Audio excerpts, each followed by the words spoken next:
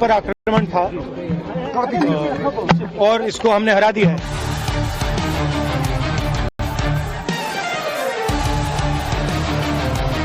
कभी इससे सहमत नहीं हो सकते कि आप इस महिला आरक्षण को इस तरह से परसीमन से जोड़ें कि वो पुरानी जनगणना पर चले जिसमें ओबीसी शामिल भी नहीं है।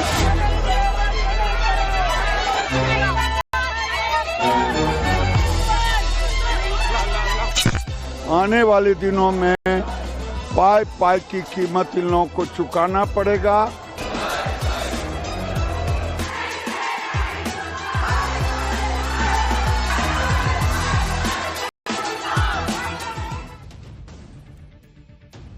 अब से कुछ देर पहले ही संसद में महिला आरक्षण से जुड़े बिल पर वोटिंग हुई। यह बिल संविधान संशोधन 131वां विधेयक 2026 था, जिस पर वोटिंग हुई और इस बिल के तहत ही लोकसभा की सीटें बढ़कर 250 करने का प्रस्ताव था। जब संविधान संशोधन पर वोटिंग हुई तो सरकार नंबर गेम में पिछड़ गई। आप देखिए संसद में जो वोटिंग हुई, वोटिंग के वक्त कुल मौजूदा सांसद 528 थे और बहुमत चाहिए था 326 का। बिल के पक्ष में वोट पड़े 998 यानी कि 298। बिल के विरोध में 230 वोट पड़े, यानी कि एनडीए को अपनी लोकसभा में कुल क्षमता से ज्यादा ही वोट पड़े, लेकिन संविधान संशोधन के लिए जो 2/3 बहुमत चाहिए था वो हासिल नहीं हो पाया। यह संविधान संशोधन बिल ही 33% महिला आरक्षण को लागू करने का रास्ता साफ करता है, लेकिन इंडी गठबंधन अड़ गया। संविधान संशोधन बिल के गिरने के बाद लोकसभा को कल तक के लिए स्थगित कर दिया गया। संसद के अंदर की जंग तो वोटिंग के साथ खत्म हो गई। अब बारी संसद के बाहर नैरेटिव की लड़ाई की है। नंबर गेम की लड़ाई तो इंडी गठबंधन जीत गया, लेकिन सवाल है कि क्या वो नैरेटिव की लड़ाई पीएम मोदी से हार गया है? क्योंकि पीएम मोदी ने तो पहले ही कह दिया था कि इस बिल का विरोध भारी पड़ जाएगा, सियासी फायदा बीजेपी को हो जाएगा, और अब वही माहौल भी बन रहा है। संसद में बिल के लटकने के बाद बाहर बीजेपी सांसदों ने संसद परिसर में जबरदस्त विरोध प्रदर्शन किया। तो ये महिलाएं जो सांसद भी हैं और तमाम जो महिलाएं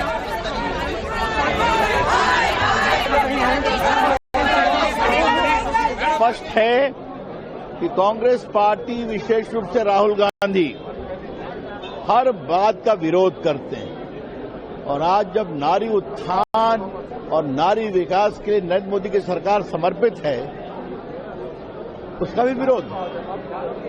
सीट बढ़ा दिया गया, 50% का कमिटमेंट भी दे दिया गया, ऑफर दिया गया, उसका भी विरोध। तो स्पष्ट है कि ये लोग नारी विकास, नारी वंदन, नारी रिप्रेजेंटेशन के पूरे मांग का विरोध करते हैं। देश की जनता और देश की माताएं बहनों से कभी माफ नहीं करेंगी। कांग्रेस और इंडी सेक्शन ने जिस ढंग से फिर महिला बिल को गिराने का काम किया, ये देश की जनता और नारी शक्ति ने देखा और उनके चेहरे को भी देखा है। आने वाले दिनों में पाई पाई की कीमत इन लोगों को चुकाना पड़ेगा। हमें तो 293 से 298 मिला, ये मेरे लिए खुशी का बात है। देखिए, महिलाओं के आरक्षण के लिए लाया गया संविधान संशोधन का विधेयक आज जिस तरह से गिरा है और जिस तरह से कांग्रेस ने देश को बांटने के अपने एजेंडा को एक बार फिर पुरजोर शब्दों में रखा, कांग्रेस का चाल, कांग्रेस का चरित्र और कांग्रेस का चेहरा तीनों बेनकाब हुए हैं। इधर बीजेपी ने विपक्ष के खिलाफ मोर्चा खोल दिया है। ये माहौल बना दिया है कि इंडी गठबंधन की वजह से महिलाओं को 33% आरक्षण मिलते रह गए। उधर इंडी गठबंधन इसी में खुश है कि उन्होंने संसद के अंदर नंबर गेम में पीएम मोदी को हरा दिया, क्योंकि चुनाव में तो इंडी गठबंधन नंबर गेम जीत नहीं पाता, तो संसद के अंदर ही वोटिंग में जीतकर खुशी मनाई जा रही। राहुल गांधी ने कहा कि उन्होंने महिलाओं के नाम पर संविधान तोड़ने के लिए एक गैर संवैधानिक चाल चली। भारत ने यह भी देखा है, भारत ने इसे रोक दिया है। तमिलनाडु के मुख्यमंत्री एमके स्टालिन ने कहा कि तमिलनाडु ने दिल्ली को हराया। 23 अप्रैल को हम दिल्ली के घमंड और उसको सपोर्ट करने वाले गुलामों को एक साथ हराएंगे। टीएमसी सांसद कल्याण बनर्जी ने कहा यह शुरुआत है हार की, अब यह ट्रेलर है, आगे अभी देखना क्या होगा। टीएमसी सांसद डेरेक ओब्रायन ने कहा यह नरेंद्र और अमित के अंत की शुरुआत है।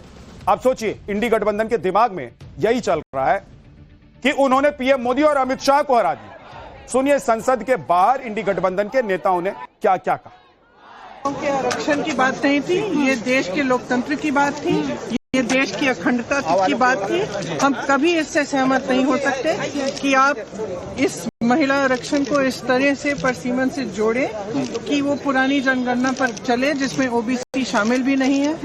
तो ये मुमकिन ही नहीं था कि ये बिल पारित हो, और मेरे ख्याल से हमारे देश के लोकतंत्र के लिए, हमारे देश की अखंडता के लिए ये एक बहुत बड़ी जीत है। संविधान पर आक्रमण था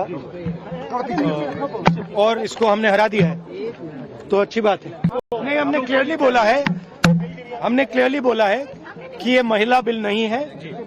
ये हिंदुस्तान का राजनीतिक जो स्ट्रक्चर है, इलेक्टोरल स्ट्रक्चर है, उसको बदलने की कोशिश है। ये हमने रोक दिया है। और मैं अभी कह रहा हूं, प्रधानमंत्री से कह रहा हूं, अगर आप महिला बिल चाहते हैं 2023 का महिला बिल निकालिए, उसका इम्प्लीमेंटेशन आज से करिए, और पूरा का पूरा ऑपोजिशन 100% आपको समर्थन देगा और महिला बिल हम इमीडिएट इम्प्लीमेंटेशन करा देंगे। जो हमारा पक्ष था वो हमने अपना पक्ष बिल्कुल साफ रखा है, और लगता तो ये कि फिर गाड़ी थमी रह गई, लगता कोशिश में कुछ कमी रह गई होगी। और हम महिला आरक्षण के पक्ष में हैं। महिलाओं को आरक्षण मिले, उनको सुरक्षा मिले, उनका सम्मान बढ़े, उनको स्थान मिले, और लोकतंत्र में जो उनको स्थान मिलना चाहिए उसके पक्ष में। समाजवादी पार्टी या विपक्ष ने कोई भी महिला आरक्षण को लेकर के विरोध नहीं किया, लेकिन उसके साथ जो महिलाओं का हक अधिकार को हरण करना चाहते थे, वो लक्ष्मण रेखा ऐसी खींची विपक्ष ने, उस लक्ष्मण रेखा के बाहर नहीं आ पाए। ये पूरा वेल प्लान्ड है भारतीय जनता पार्टी द्वारा, क्योंकि वो जानते हैं कि समाजवादी पार्टी और सभी ऑपोजिशन पार्टीज ने मिलकर महिला आरक्षण बिल को 2023 में पास कराया था। लेकिन ये कहीं ना कहीं डिलिमिटेशन की एक्सरसाइज को ये लोग पूरे देश में लाना चाहते थे बिना जनगणना कराए, जो संविधान का प्रावधान है। और ये नहीं चाहते हैं कि देश संविधान से चले। जो समाजवादी पार्टी का और जो पूरा विपक्षी दल यही कह रहा है कि जो सत्ता दल है ये इतने मोह में ये अपनी कुर्सी छोड़ना नहीं चाहते, और क्योंकि इनका जनाधार अब खिसकता जा रहा है, क्योंकि जानते हैं कि जाने वाली सरकार है ये, तो ये महिलाओं का नाम लेके अपने आप को बचाने की कोशिश कर रहे हैं। इंडी गठबंधन को लग रहा है कि उन्होंने पीएम मोदी को हरा दिया है। अरविंद केजरीवाल को भी यही लग रहा है कि मोदी जी के अहंकार की हार हो गई है, मोदी सरकार की उल्टी गिनती शुरू हो गई है। यानी कि संसद में जीत से विपक्ष को नया जोश मिल गया। लेकिन विपक्ष को संसद में आई आम महिलाओं को भी सुनना चाहिए। सुनिए, जो महिलाएं पहुंची थी उन्होंने क्या कहा। बिल पास नहीं हुआ, थोड़ा दुख हुआ। क्या नतीजा आता है यही सुनने के लिए हम आए थे। हम इसलिए आए थे, महिला का था तो महिलाओं का आनंद होगा, पर नहीं होगा, इसलिए हम नाराज हो गए, निराश हो गए। कल तो होगा ही होगा, बिल तो पास है, उम्मीद है होगा ही होगा। हमें नारी शक्ति के बोलते इसको पूरा निर्णय मिलेगा, ऐसे ही होगा। हमें भी पूरी आशा थी, लेकिन अभी थोड़ा भरोसा है कि हो जाएगा। नारी शक्ति जिंदाबाद, हो जाएगा, हमें पूरा विश्वास है। विपक्ष तो बार बार ये कह रहा है कि उसने परिसीमन बिल को फेल कर दिया है, मोदी शाह की चाल को फेल कर दिया है, लेकिन परिसीमन बिल महिला आरक्षण से जुड़ा है, इसलिए विपक्ष को इसका सियासी नुकसान भी हो सकता है, उस पर महिला विरोधी होने का ठप्पा भी लग सकता है। ये बात विपक्ष के नेता भी समझ रहे हैं, और शायद इसीलिए अब ये सफाई भी दी जा रही है, वो महिला आरक्षण के विरोध में नहीं है। सुनिए। महिलाओं के आड़ में हमारा नाम लेके हम नहीं चाहते कि बीजेपी अपनी राजनीतिक रोटियां सेके, तो उसका ये विरोध हुआ है, वो बिल खारिज हुआ है। जो महिला बिल है वो आज भी इंटैक्ट है, और ये सरकार अगर इनकी नीयत सही है तो ये 2029 में 543 सीट पे 33% आरक्षण करे, ऐसा हमारी मांग है। और अगर ये नहीं करते हैं तो असल चेहरा किसका महिला विरोधी है वो सामने आ जाए। देखिए, हमने कहा था कि हम महिला आरक्षण के लिए बिल्कुल समर्थक है, हम आज भी वोट करने के लिए तैयार हैं, लेकिन डिलिमिटेशन से आप इससे कोई लेना देना नहीं है। आप इन दोनों को डीकपल कीजिए, मतलब अलग अलग कीजिए। डिलिमिटेशन को ले आना बहुत बड़े बड़े मुद्दे उठाते हैं, और हम वो नहीं चाहते थे क्योंकि दक्षिण भारत के विषय, छोटे राज्यों के विषय, बहुत सारे विषय होते हैं। तो इसलिए हमने कहा कि आप महिला आरक्षण तुरंत लेके आइए, हम समर्थन दे देंगे, लेकिन डिलिमिटेशन, ये वोट जो हमने किया खिलाफ, ये महिला आरक्षण के खिलाफ नहीं है, ये सिर्फ डिलिमिटेशन के खिलाफ। ये हमने पहले कह रहा था कि बीजेपी देना नहीं चाहती, बीजेपी इवेंट करना चाहती है। ये बीजेपी का इवेंट मैनेजमेंट था, वो फेल हो गया। अभी देखिए कल से पुतले जलाते फिरेंगे कि साहब हमने मेल देना, इनको कुछ था नहीं, बातें ही बातें करनी थी, वही सब हुआ है। अब देखिए कि महिला आरक्षण से जुड़े जो बिल हैं उसमें सबसे बड़ा मुद्दा परिसीमन का था। विपक्ष ये आरोप लगा रहा था कि महिला आरक्षण को लागू करने के लिए जो परिसीमन करवा रहे हैं उससे मोदी सरकार का फायदा होगा और दक्षिण के राज्यों को सीटों का नुकसान हो जाएगा।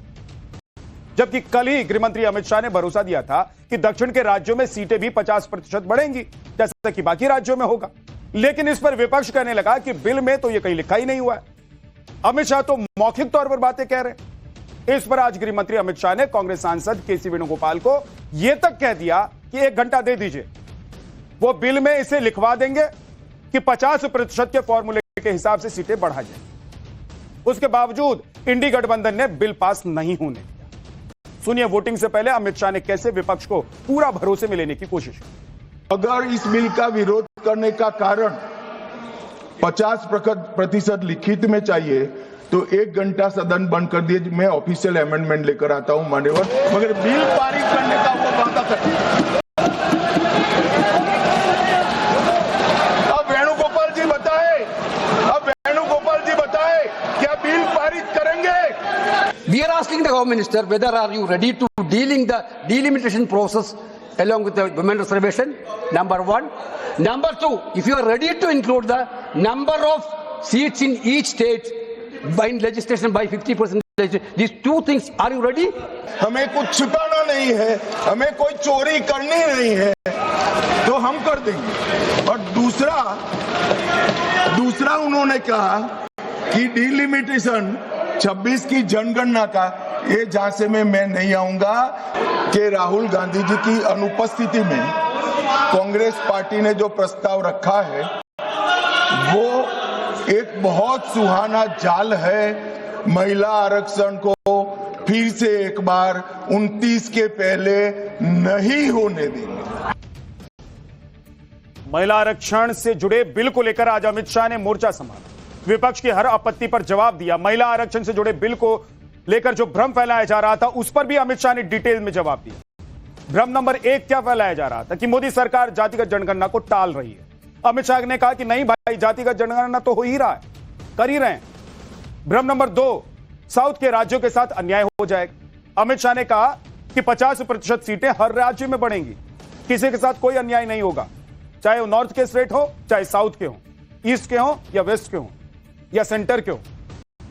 भ्रम नंबर 3, परिसीमन को जानबूझकर अभी क्यों लाया गया, यह बीजेपी की चाल है। अमित शाह ने बताया कि 2026 तक परिसीमन फ्रीज था, इसलिए अब परिसीमन करना होगा। भ्रम नंबर 4, परिसीमन की आड़ में बीजेपी का सियासी फायदा हो जाएगा। अमित शाह ने कहा कि आबादी कई गुना बढ़ गई है, सीटें अभी तक नहीं बढ़ाई गई हैं, तो परिसीमन करना ही होगा। अमित शाह ने संसद में बताया कि आखिरी बार जब परिसीमन के तहत सीटें बढ़ाई गई थी तब से अब तक देश की आबादी 56 करोड़ से बढ़कर 1,140 करोड़ हो गई है, जिस वजह से कई सीटों पर तो वोटर्स की संख्या 50 लाख तक पहुंच गई। अमित शाह ने विपक्ष को चैलेंज देते हुए कहा कि अगर कोई समझ सकता है और समझा सकता है तो बता दें। जिस सांसद के क्षेत्र में 49 लाख वोटर्स हों वो कैसे जिम्मेदारी निभाएगा। इसी को ध्यान में रखते हुए संविधान में समय समय पर परिसीमन का प्रावधान है। सुनिए उन्होंने क्या। 76 में इस देश की आबादी थी 54.79 करोड़ और आज 140 करोड़। तो 54.79 करोड़ आबादी में जितने सांसद थे उतने ही 140 करोड़ की आबादी के बाद रखना ये इनका मानना है। मान्यवर, आर्ग्यूमेंट क्या दिए गए? यानी अमित शाह ने बताया कि जनसंख्या डबल होगी, सीटें वही हैं, तो फिर परिसीमन तो करना होगा, लेकिन विपक्ष यह कहने लगा कि इसे महिला आरक्षण से मत जोड़ो। लेकिन सवाल यह है कि परिसीमन को और कितना टाला जाएगा। आज नहीं तो कल परिसीमन तो होना ही है। संसद में आज नेता विपक्ष राहुल गांधी ने भी अपनी बात रखी। राहुल गांधी ने आरोप लगाया कि सरकार दक्षिण के राज्यों के अधिकार छीन रहे हैं। इस पर गृहमंत्री अमित शाह ने जवाब दिया कि विपक्ष दक्षिण और उत्तर में भेद करके देश के टुकड़े टुकड़े करना चाहता है। Now let me explain what you are doing. You are telling the South Indian states, you are telling the northeastern states, you are telling small states in India that in order for the BJP to remain in power, we are going to take away representation from you. This is nothing short of an anti-national act. This is what you are doing. And under no circumstances are we going to allow you to do it. दक्षिण का राज्यों का इस सदन पर इतना ही अधिकार है जितना उत्तर के राज्यों का अधिकार है। अरे दक्षिण छोड़िए, छोटी सी यूटी लक्षद्वीप का भी इतना अधिकार है जितना उत्तर प्रदेश, गुजरात और बिहार का। ये देश को इस तरह के नैरेटिव से, उत्तर दक्षिण के नैरेटिव से टुकड़े टुकड़े नहीं करना चाहिए। ये इससे ऊपर उठना चाहिए। ये क्या कहना चाहते हैं कि ये सदन में जो व्यक्ति बैठता है वो ये सोचता है कि किस राज्य से मैं आ रहा हूं।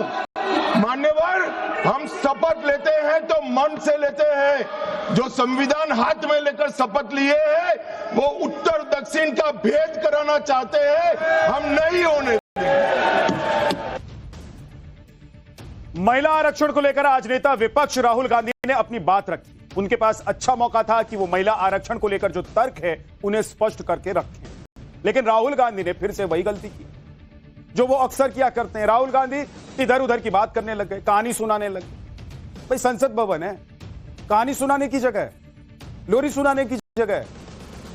महिला आरक्षण पर बोलते हुए राहुल गांधी बालाकोट, नोटबंदी, सिंदूर का जादूगर, इस तरह की बातें करने लगे।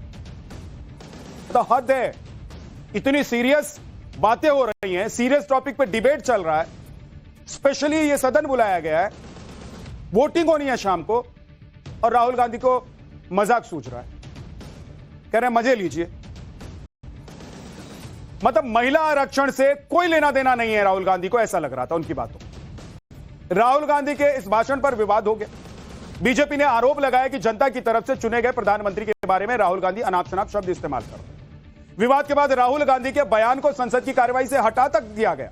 राहुल गांधी के बयान पर कैसे बीजेपी ने पलटवार किया, सुनिए। इस देश के प्रधानमंत्री के संबंध में जिस प्रकार के शब्दों का प्रयोग नेता प्रतिपक्ष के द्वारा किया जा रहा है, मैं समझता हूं यह बेहद दुर्भाग्यपूर्ण है और इसकी जितनी भी निंदा की जाए वह कम है। इस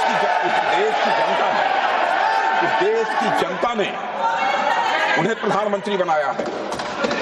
हमारे दल को इतनी स्ट्रेंथ दी है जिससे स्ट्रेंथ के कारण वह प्रधानमंत्री बने।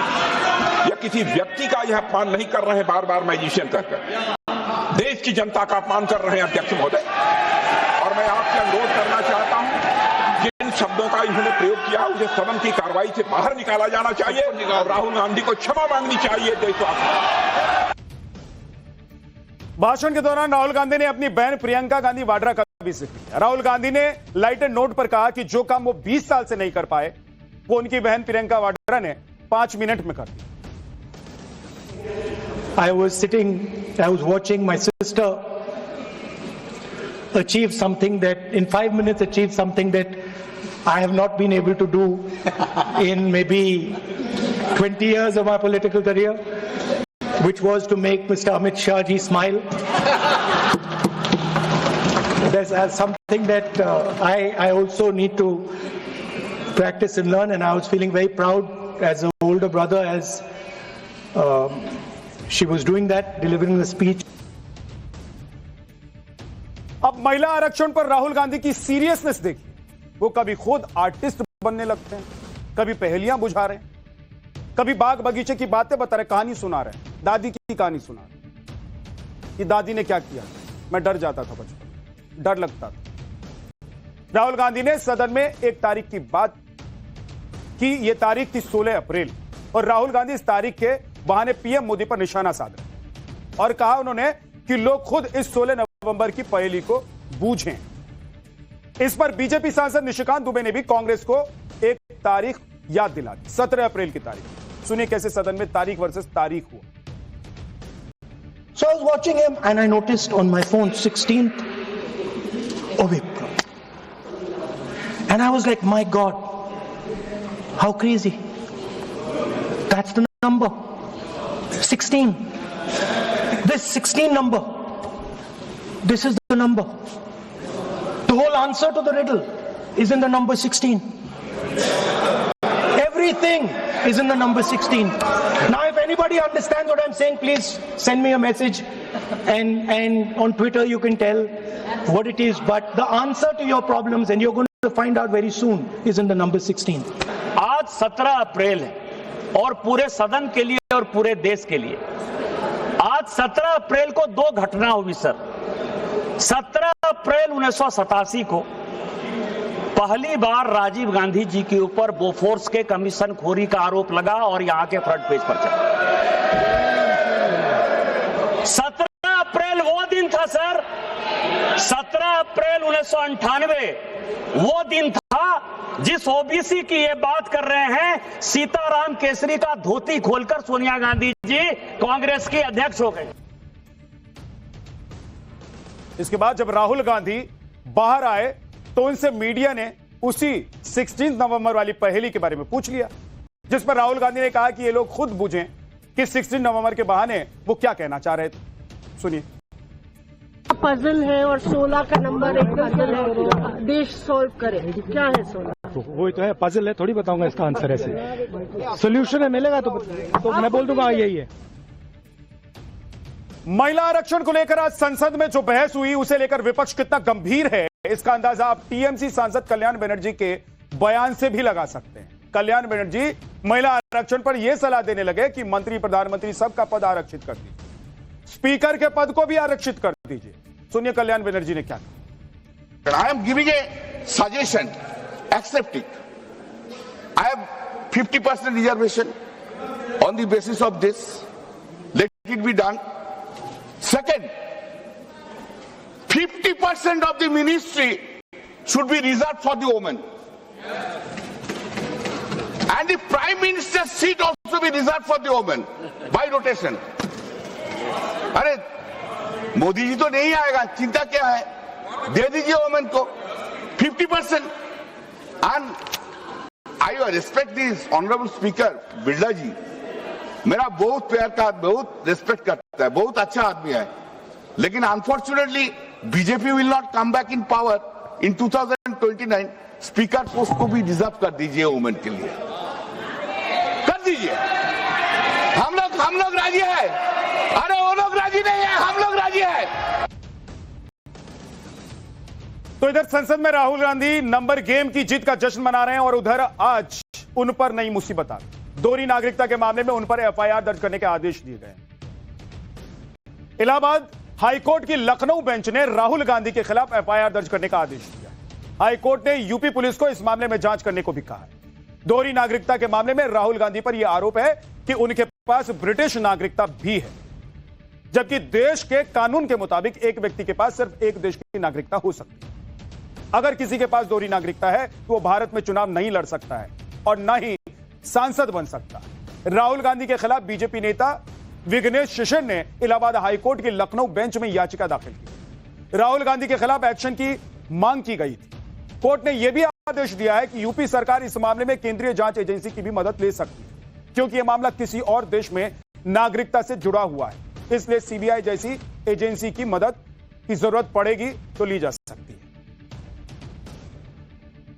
संसद के अंदर का सियासी युद्ध तो आपने देख लिया, अब बात उस युद्ध की जिसने पूरी दुनिया में खलबली मचा